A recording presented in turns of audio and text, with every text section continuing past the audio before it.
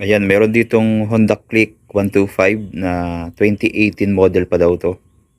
Yan, kulay orange. So, ganito pa yung kanyang decals.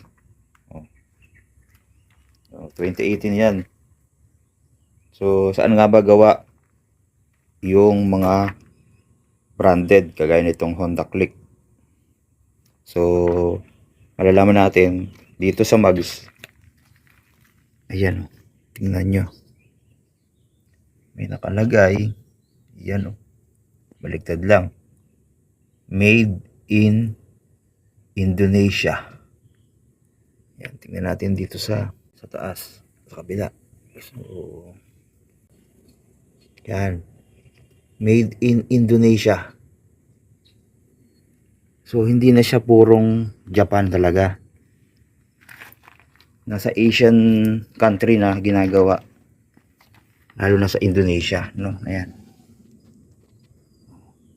Made in Indonesia. Eto, baka Japan pa to. Tokiko.